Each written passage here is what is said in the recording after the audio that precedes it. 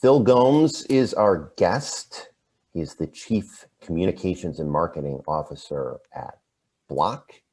And so we're going to ask Phil to explain what exactly that means and a bunch of things. Phil, how are you? Doing great. How are you? I'm fine, thanks. And how has COVID treated you in general? We're deeply fortunate. Bloq is from the ground up a remote company. My family, we have been homeschooling / unschooling since fall of 2019. So we've been deeply fortunate, from that perspective. I mean, was spring of 2020 a hairy and harrowing time for all of us? Absolutely. But we came out stronger out the other end, and a lot of folks tell the same story, and that's not to minimize everything that's been going on out there, but we feel deeply fortunate that we've been able to weather the storm as well as we have. So I want to get from you because as I researched Bloq, and then I've heard about some of the things that you're up to, Metronome and Vesper are two of the product services that jump out at me. Wonder if you can give us an elevator pitch. Sure. What it means, what you're up to specifically at Bloq. Sure. Let me start from the beginning. We were founded 2015-ish by two OGs in the crypto space. One being Mr. Jeff Garzik, our CEO, who was one of the earliest contributors to the Bitcoin code, actually traded emails and correspondence with none other than Satoshi Nakamoto. The other gentleman that co-founded this company is Matthew Rozak, Chicago's favorite crypto son, actually, a native of the area, and he was one of the earliest investors in this space. Something, fast forward till today, and what you find is we are an infrastructure and innovation studio in the blockchain space. What does that mean? We have a core product that essentially forms the shovels, pickaxes, roads, bridges, tunnels of connecting to blockchain networks. We call it the Bloq platform. And if you wanted to connect to Bitcoin, Bitcoin Cash, Ethereum, Ethereum Classic, Avalanche, Open Application Network, Algorand, etc., you go to our site, spin up a node, connect to an API endpoint, and you can start building on these blockchain networks. It's the infrastructure side of the house. Then you have the innovation studio side of the house, which is in large part very squarely focused on DeFi, and I'll get to that in a bit. One of the things that we spun off of what we call Bloq Labs is a project called Titan. You can go find it at titan.io. And it has three legs to that particular stool, and it focuses mostly on mining, particularly Bitcoin mining. So we've all heard about how the Bitcoin network is secured by the contributions of machines all over the planet that do nothing but chunk the tedious so-called proof of work algorithm necessary to secure the Bitcoin network and mint new tokens. Whereas in most enterprise software, there's a very long tradition of management software and that sort of thing. In the mining space, not so much. So that's one thing that we offer is this management software. We like to joke that plugging your mine into your network should be the last thing you get out of your chair to do. And then you plug it in and you're able to manage your mine. Some of these mines have tens of thousands of machines. Now you can manage it with ease. That's number one. Number two, second leg of the Titan stool is North American mining pool. So a lot of your listeners might know, even if they're not too into cryptocurrency, that the that the majority of mining and mining pools take place outside of the US, and a huge portion of it in China. This is becoming a matter of economic competitiveness. So we started a North American mining pool that is in a private beta right now. And it is also essentially by invitation only, because you probably have heard of know your customer and anti-money laundering laws. We want to know which Bitcoin miners are connecting to our pool so that participants know, who they're dealing with, and that, the provenance of the new Bitcoin that is minted is free of any perhaps legal entanglements. And then finally is the notion of a mining token, right? So how can you turn Bitcoin mining into a tradable asset, almost like a derivative of electricity, right? Now we get into DeFi. You mentioned Metronome and Vesper. We like to say at Bloq that we created the first DeFi asset, that is to say Metronome, announced in 2017, launched in 2018, and it has all the components of what we today refer to as DeFi. It has its own decentralized exchange where you can exchange Metronome for the native token, that is to say Ethereum, assuring that there is always a buyer of last resort. There is always one place where you can exchange your Metronome for Ethereum. So it has an automated monetary system. It has a DEX. It has a concept of total value locked, right? Which is right now around 35 million or so. And then most recently is Vesper, which is essentially an ecosystem of DeFi products. So a lot of your listeners might be familiar with yield platforms on the internet, such as Compound and Aave, and yield optimization platforms such as Yearn and that sort of thing. And the insight that our founders had was, this is all great, and there is a desperate macro need for yield in finance, right? Take a look at the interest rate in your savings account. Right? There was this global need for yield, and but participating in these DeFi networks it's difficult, it's cumbersome, it requires a lot of attention. We make it as easy as selecting a fund in a 401k. I have Ether, I have wrapped Bitcoin, I have USDC. I want to park it, set it, and forget it.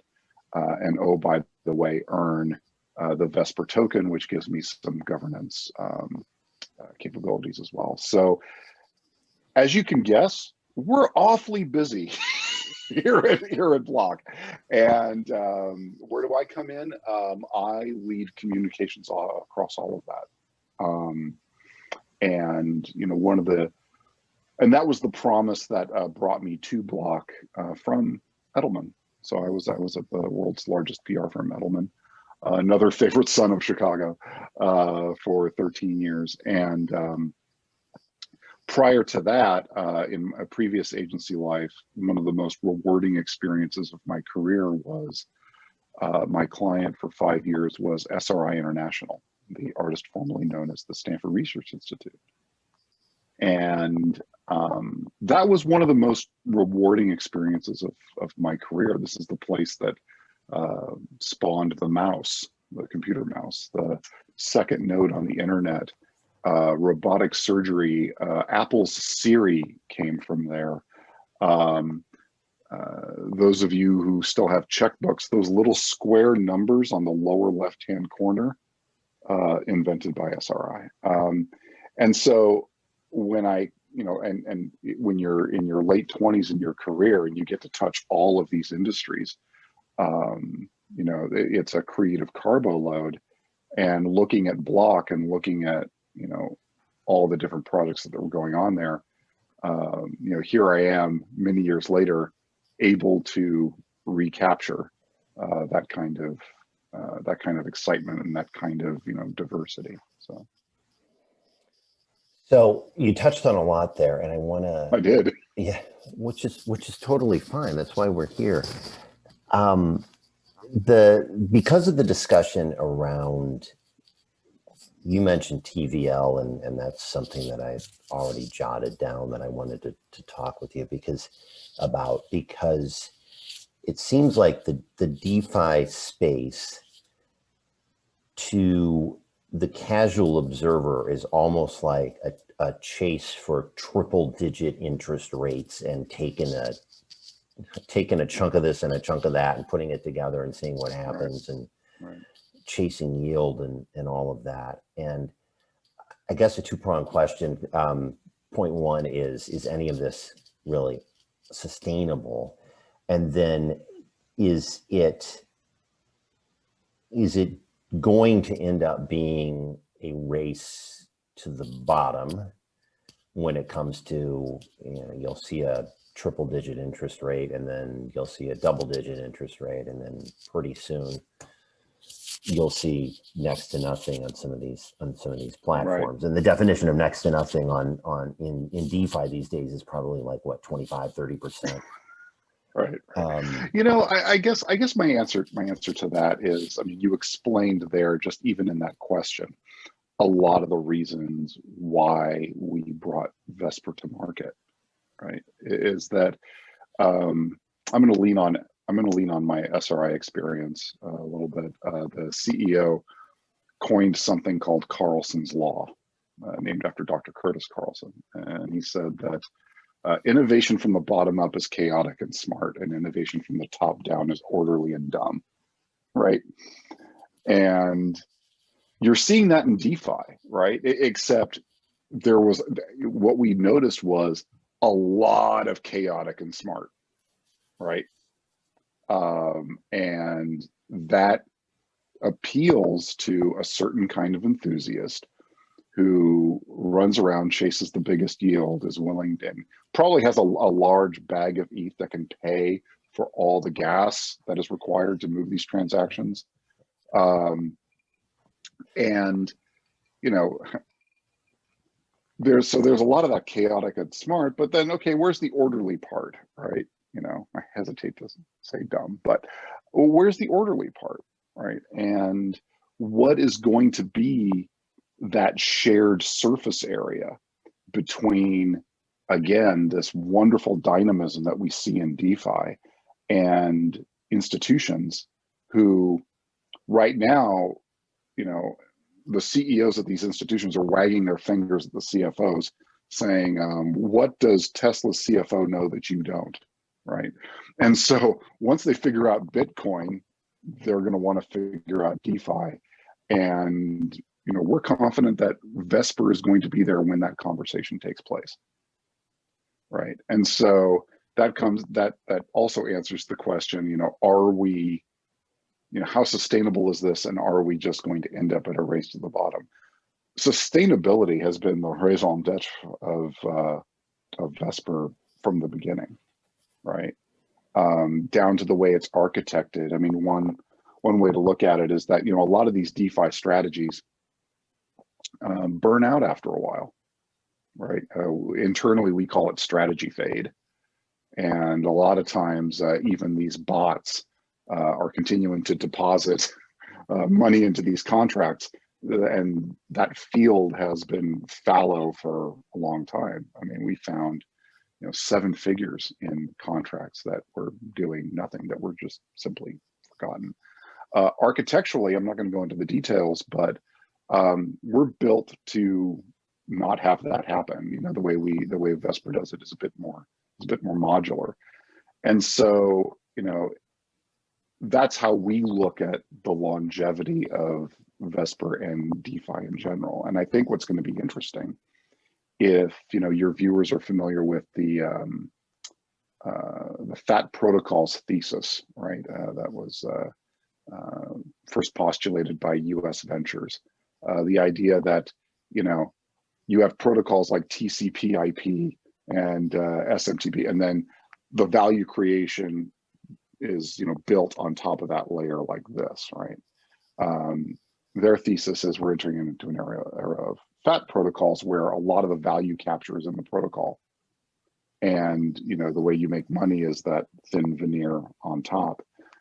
And you think about DeFi, and, you think about the fact that my preteen daughter can tell you how a loan works, right? Do we really need a large financial institution to explain that to us? And if the value capture is at the protocol level, just as Andreessen Horowitz is saying that software is eating the world, is DeFi, could it potentially eat up all that value capture, right?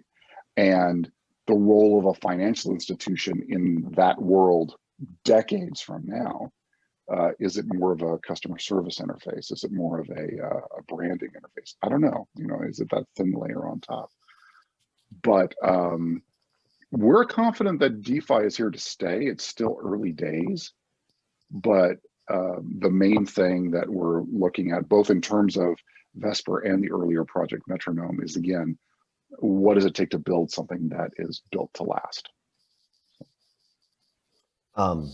It's very interesting that and I don't know if you saw do we call it a meme making the rounds on Twitter the other day, that was talking about the prevalence of Blockbuster stores in 2005. They were everywhere. Right. And now it's 2021. And if you were to hazard a guess as to what storefronts won't exist 15, 16 years from now, what would you guess? And I want to say that you may have jumped on one of these threads and said traditional banking. If you didn't, I did not.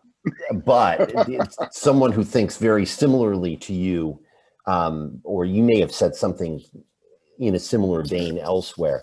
But we were throwing this around around the dinner table with my wife and my teenagers, and one of the questions was, gee, will banks, I mean, these kids don't know. I mean, they haven't gone into a Chase or a Fifth Third in years, and it's not right.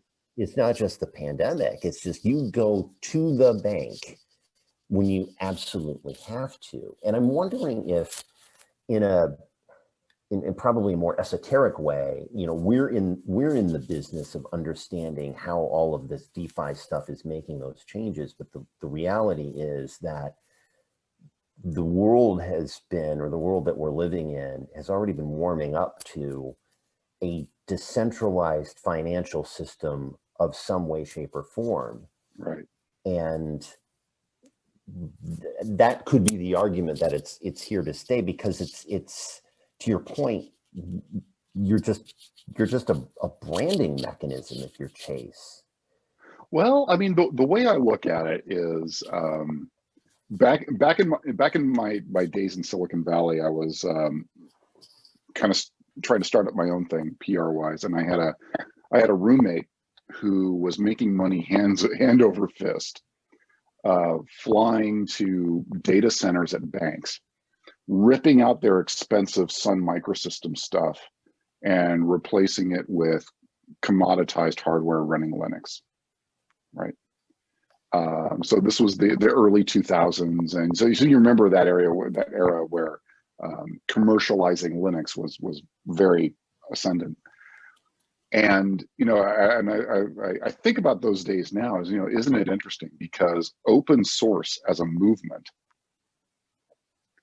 was coming after the companies that were supplying the banks, right? And of course IBM did a kind of a very, can't beat them, join them kind of ad campaign. They I believe they were fined by the city of San Francisco for spray painting peace, love, and Linux on every street corner. And it had to be washed off. I mean, it was a hell of a campaign.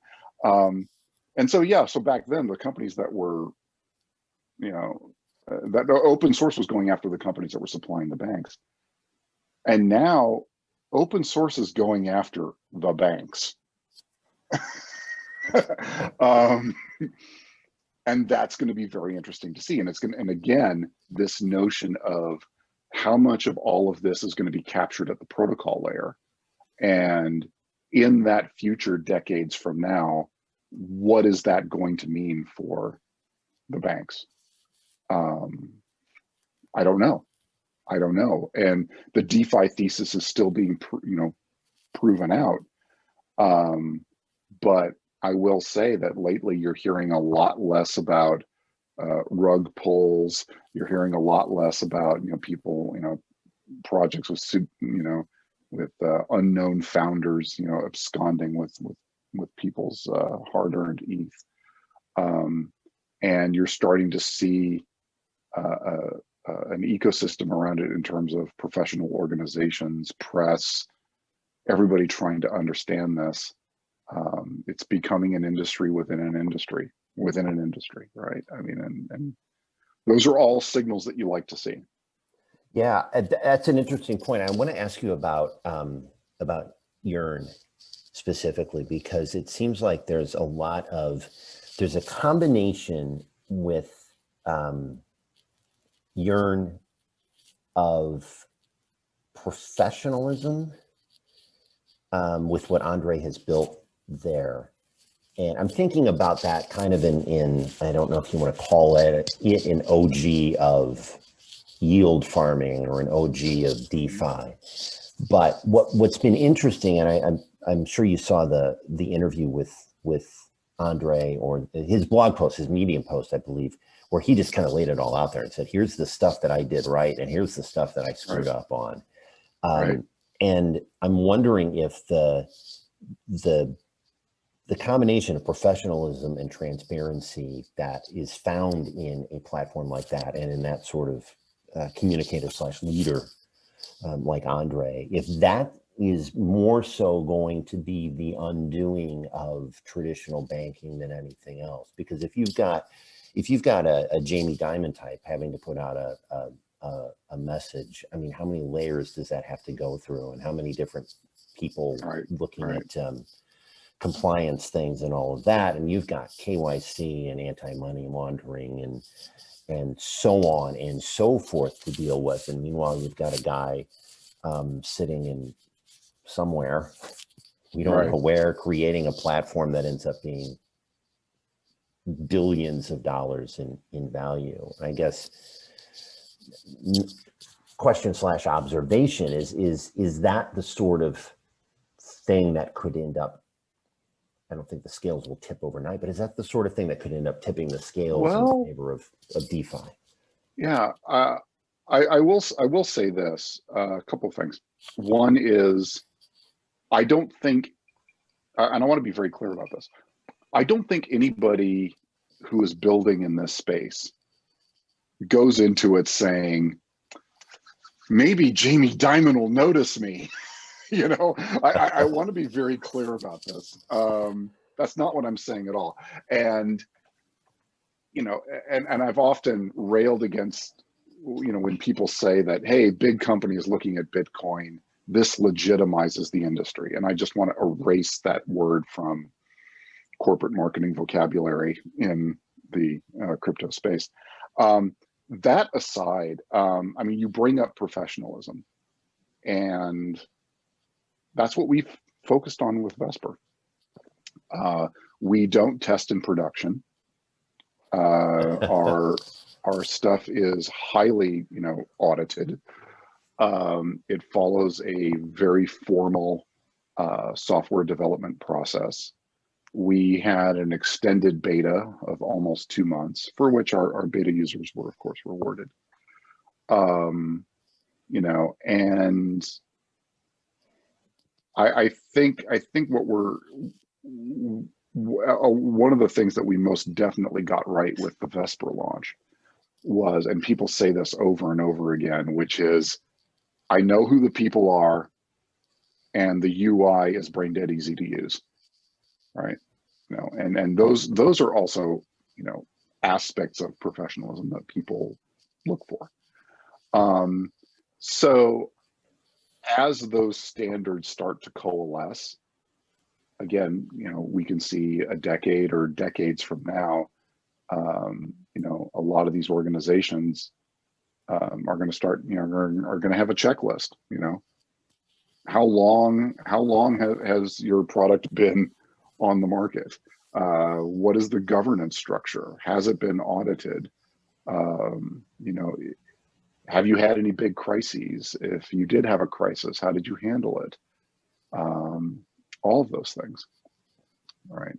But again, it's that notion of shared surface area that drives a lot of the stuff that we've been doing with Vesper. So let's talk about your Edelman transition. Sure. To Bloq, because you were at Edelman, you said, for 13 years. Yes. And all of it, if I remember correctly, all of it was in some combination of tech and financial services.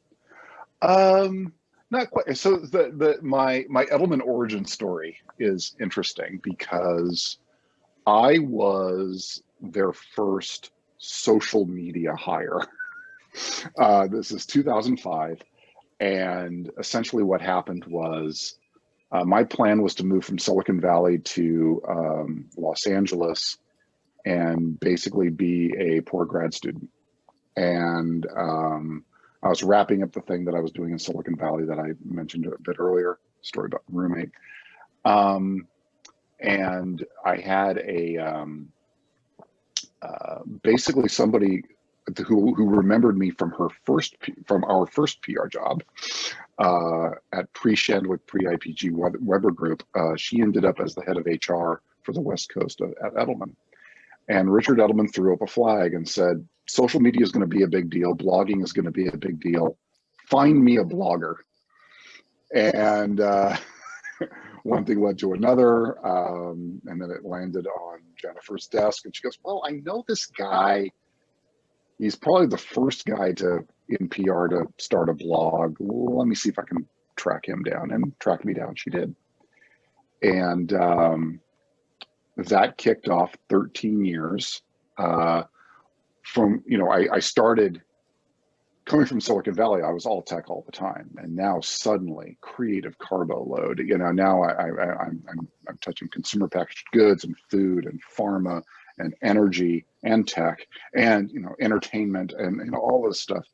And what happened over time was, as I like to refer to it, you know, if Edelman were the FBI, I would have been its Fox Mulder, right? I was running around chasing PR's little green men. And what is that? You know, that involves, anybody who knows me at all knows that I did a lot of work at the intersection of ethical engagement with Wikipedia, right? Between corporations and Wikipedia, did a lot of work there. Reddit, you know, just anywhere that tended to exceed the public relations standard toolkit. Circa 2014, that little green man was blockchain. And something. My last year and a half there, I ran a global blockchain center of excellence. That included Bitmain, the world's largest manufacturer of Bitcoin mining devices. It was an identity company called Data Wallet, Salt Lending, which people might be familiar with, and Bloq. So, you know, something. A couple things happened. We actually had a blockchain-related software project at Edelman that a colleague of mine built, and for various reasons, it sort of sat on the shelf. And I decided, okay, well, this crypto thing, this is something that can get me up every morning, right? And the reason why people get into the PR agency space, or the reason why they should, is because you can get exposure to a lot of different companies and or a lot of different industries very quickly. And so it's one of those things where ADHD is more of a coping mechanism than an affliction, I think, because you're pulled in all these different directions. And, you know, I looked at at a situation like Bloq, where it's like, okay, well, even within the narrow channel of crypto, a lot of things are going on, right? You've got software as a service, you've got mining, you've got what we now call DeFi, all these things. And so that was too good of an opportunity to pass up. So yeah, August 2018 is when I gave notice and started a month later in September.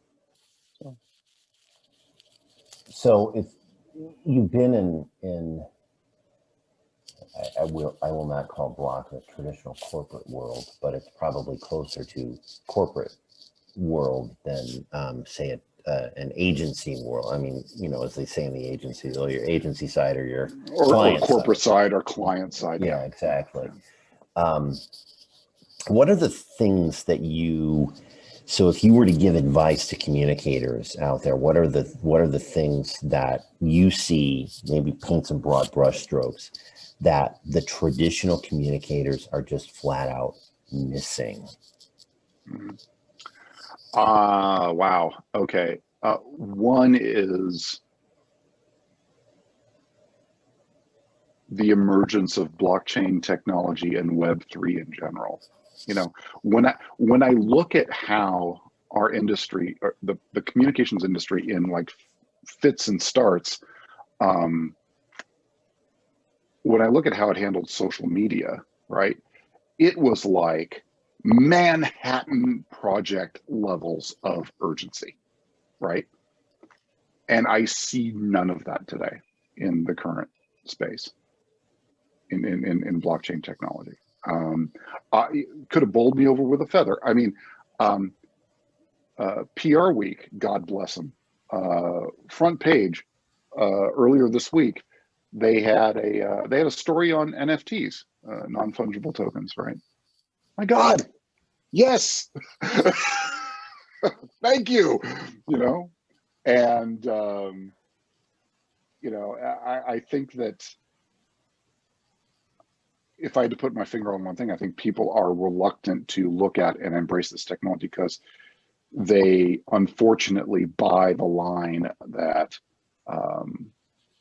you know, Bitcoin, blockchain equals Bitcoin equals currency of drug dealers, right? And I don't think enough people are getting past that. So if it's one thing communicators are missing, it isn't about so much communicating about blockchain companies, right?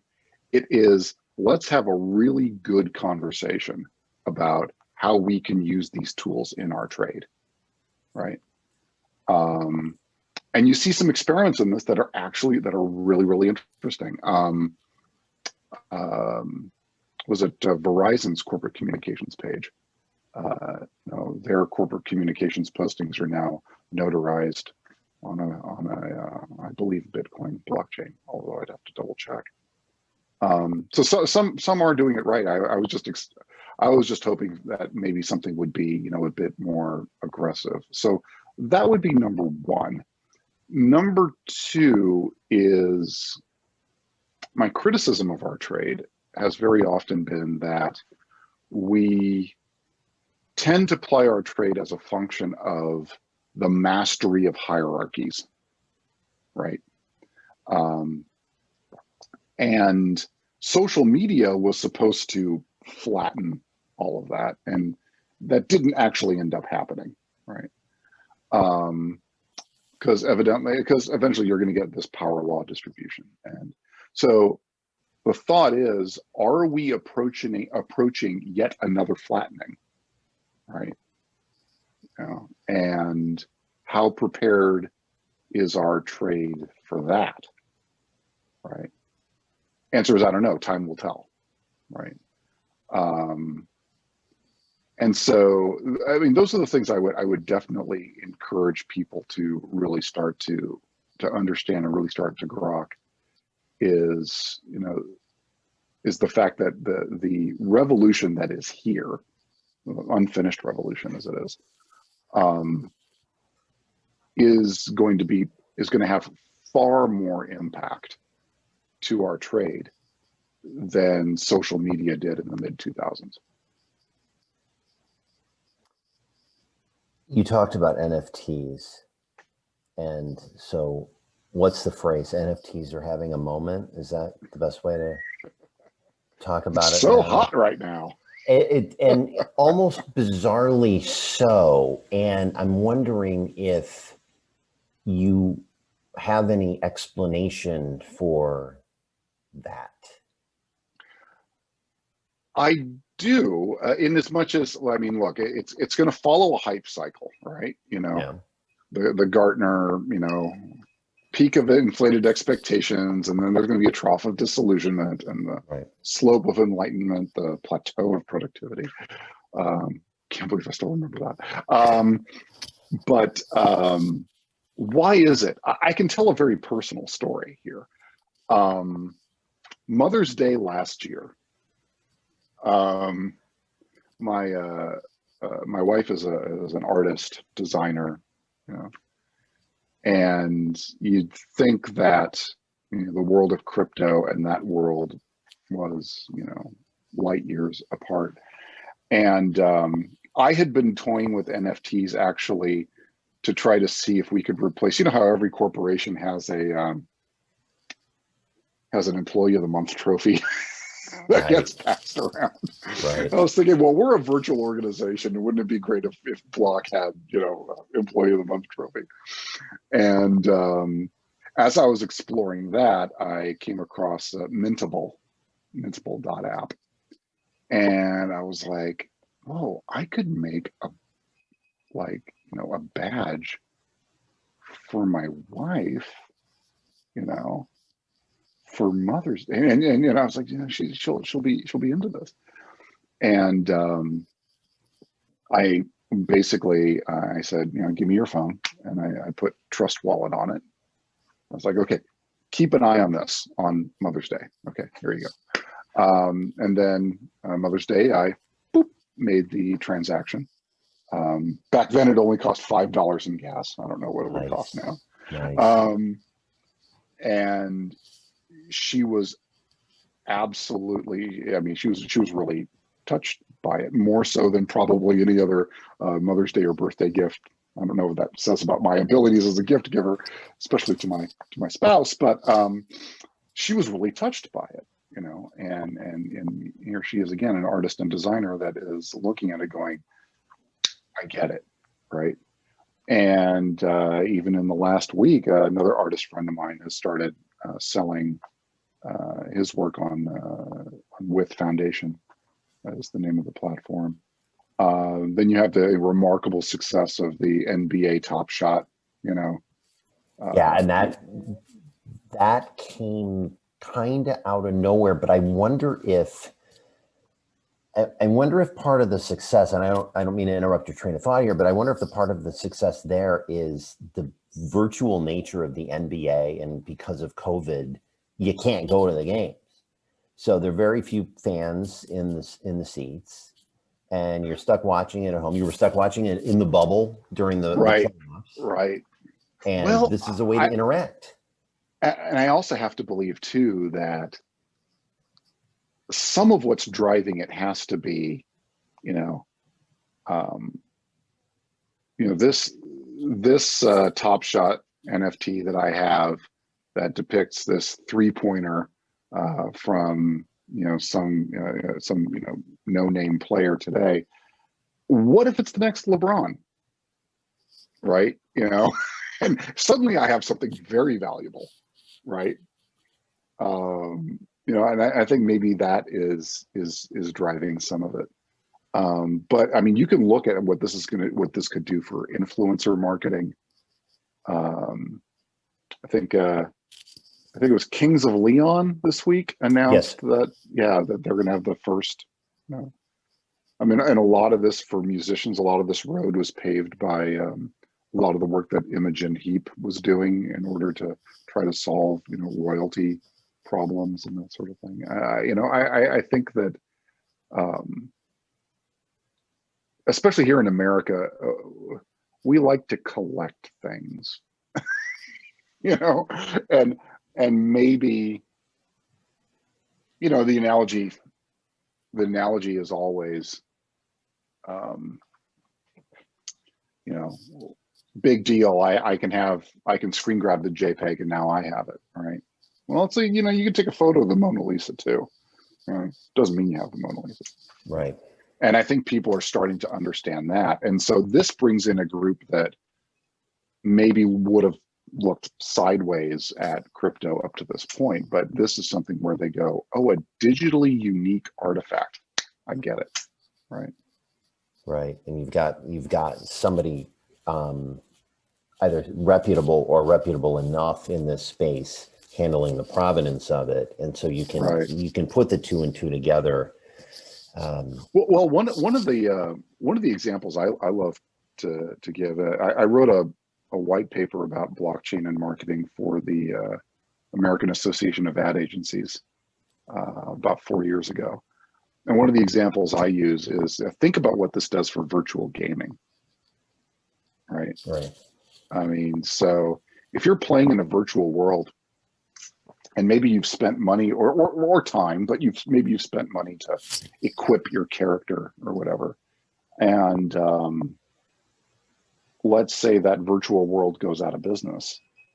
You're going to find out very quickly that you never owned that magical axe. And you never owned that, you know, mithril body armor and stuff like that. Whereas you can imagine a future where a bunch of game companies maybe, you know, perhaps get together, you know, on some kind of, you know, blockchain protocol. And so now I own that magical axe. That company goes out of business, and it's like, you know, company B can go over here and say, okay, if you had that magical axe over here, we accept it as a neutron blaster in our world. Right. Yeah.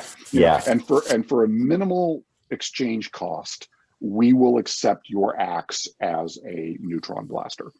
And then wouldn't it be also great if those artifacts carried with them their history? So the example I love to use is, you know, it would be great if the magic axe that I have, I can provably show that I bought it off of an avatar who is tied to Vin Diesel, right? So, right. You know, it's like, hey, this axe may cost X, but it may cost 4 or 5X if I can prove to you that this was Vin Diesel's axe. Or even better, what if it was an axe that I could tell you killed a character that was, you know, coordinated or controlled by Vin Diesel.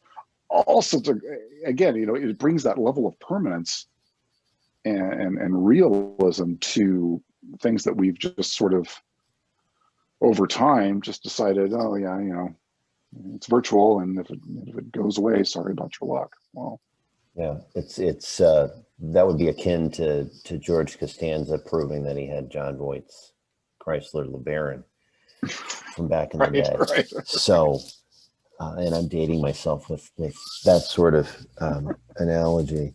You guys, I saw something that you posted earlier within the last couple of weeks, and congratulations on the Vesper launch and the milestones. And one of the things that jumped out at me was that you said that that the team reached a milestone, but it was not a spike the football moment because you had a total value lock figure, and you didn't even share the figure in your LinkedIn post, which is respectable because it's okay. You know, this is the first inning, top of the first inning. And my point was that the metrics, it seems like, are always going to change and shift, and the possibility of pointing at this or that or the other thing, and it becomes this weird race, you know, like banks will talk about total value of deposits and all that. Do you have a sense, though? You talked a little bit about building the permanence. Do you have a sense of what that might look like in even just a few years, how it might bend and shift and morph and change? How, you mean the metrics that we look at? Yeah, the metrics Right. and the what's hot now isn't going to be hot later, and I mentioned earlier the race to the Well, bottom. okay. Yeah, I mean, we had that anxiety in the social media era, didn't we? Right? Yeah, It's like, the number of meetings I was in where it was like, we don't need to be on Facebook because what if something happens to Facebook that happened to MySpace? And my answer to that is always, and it holds true in the current era. My answer to that is you learn valuable instincts and insights in that Friendster MySpace era, right? Before you go into the Facebook Twitter era, right?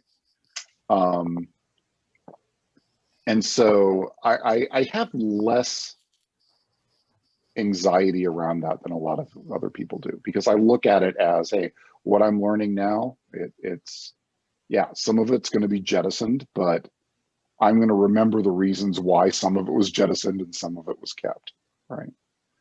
So, I mean, that's how I would answer that. In terms of the metrics that people follow, obviously, DeFi Pulse has gotten people really into this notion of total value locked, and they've gotten better at calculating it, right? Because for a while there was some double counting going on, right? right. If you had a DeFi protocol that was using or a DeFi service that was using, say, Compound or something like that, okay, the money in your product was counted, and then if it utilized Compound, then it was counted over at Compound too. Right. If you mouse over the ranking tables now, you can see that they compensate for that now, right? So even now, people are still very thoughtfully looking at those measures, right? But also, I mean, keep in mind, remember during the .com era, okay, remember when EBITDA was the earnings before interest, taxes, depreciation, and amortization, right? Correct. Yeah. Remember when that was the big deal, and then that was the metric people were quoting. Warren Buffett referred to it as earnings before something bad happened, right? But that was the standard in the .com era, right? I don't think TVL is going to fall into that trap, because again, people are being very thoughtful as to how it's counted. But I say TVL, somebody goes, what? I go, AUM. Oh, okay. Right. And then you can look at things like fee income for and because I mean that's sort of I think of the earliest days. I feel like an OG every time I visit Uniswap, because I'm one of the millions of people who got a couple hundred of them dropped into my account. But you think back of the early days before some of the other platforms got into it, and where it was you're looking on a daily basis as, oh, okay, I've got this, I'm in this liquidity pool, and look how many transactions have taken place over the last day, and boy, my share of this pool is 0.00001%, and boy, that means I made 3 cents yesterday, but boy, that's something else.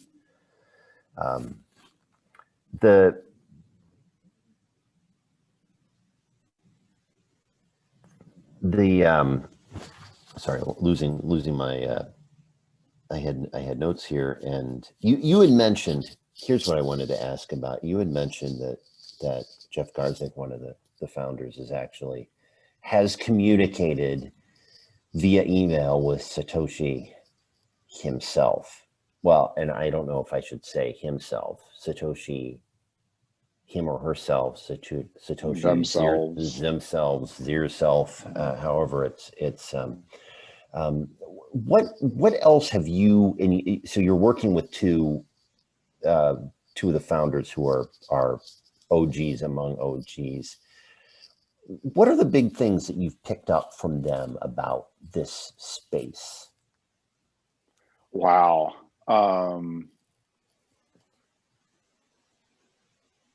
That is a really, really good question.